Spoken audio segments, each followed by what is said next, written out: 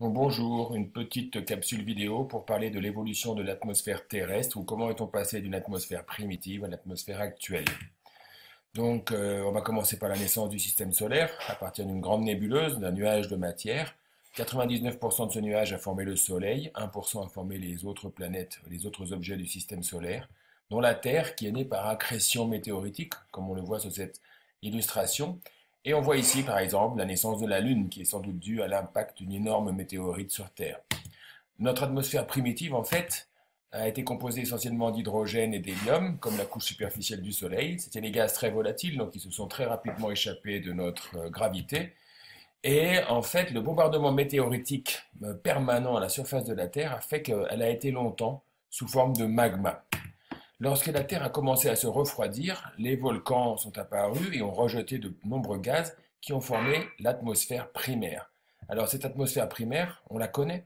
Alors on la connaît grâce à deux études.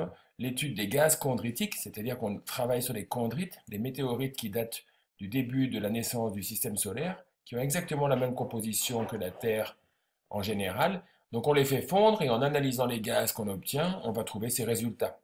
Et puis, les volcans terrestres, les volcans qui ont des chambres magmatiques très profondes, on peut étudier les gaz qu'ils rejettent, ou on peut étudier certaines bulles dans certaines roches volcaniques, et on obtient ce résultat. On voit que les deux choses sont très similaires, donc on peut penser que l'atmosphère primaire était composée principalement d'eau, une grande quantité de CO2 et un petit peu d'azote. Par contre, il n'y avait pas du tout d'oxygène. Alors ensuite, ce CO2 a complètement disparu par rapport à l'atmosphère actuelle. Alors comment? En fait, la température de la Terre ayant diminué, l'eau atmosphérique s'est condensée, ça a donné naissance aux océans.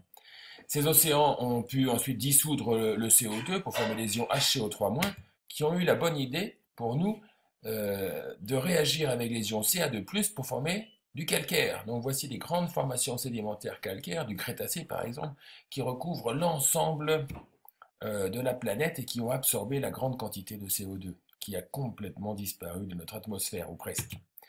Mais maintenant, l'oxygène, d'où vient-il? En fait, l'oxygène, il a commencé à apparaître grâce à des cyanobactéries qui sont apparues vers 3,8 milliards d'années. Donc ce sont des algues unicellulaires, photosynthétiques. Donc par photosynthèse, elles rejettent donc de l'oxygène et elles ont formé de nombreuses formations qu'on appelle des stromatolites, dont voici des exemples vivants en Australie et ici des fossiles.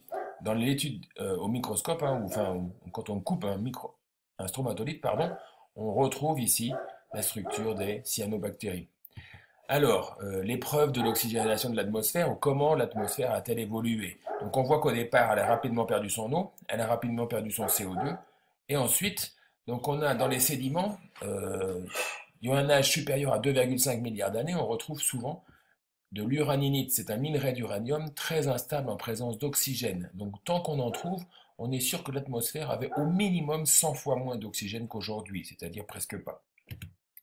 À partir de 3,5 milliards d'années et la naissance de la vie, on va commencer à trouver, localement tout d'abord, puis de plus en plus généralement, des formations qu'on appelle des fers rubanés, ou BIF en anglais. Donc ils sont dus au fait que grâce aux stromatolites, à la production locale d'oxygène, le Fe2+ est oxydé en Fe3+ et devient du fer oxydé. Donc on a des alternances de fer oxydé, fer non oxydé, fer oxydé. À partir de 2,2 milliards d'années, ces structures disparaissent parce qu'il n'y a plus de fer Fe2+ dans les océans. L'oxygène va donc sortir de l'eau et la preuve, c'est qu'on obtient les couches rouges continentales qui est l'équivalent des fers rubanés océaniques, c'est-à-dire que sous les continents, l'oxygène atmosphérique va oxyder le Fe2+ pour donner ces fameuses structures rocheuses comme celle qui est en Australie. Vers 600-700 millions d'années apparaît la couche d'ozone qui nous protège des ultraviolets qui se fabriquent à partir de l'oxygène atmosphérique. Donc j'espère que cette petite capsule a été utile et à bientôt.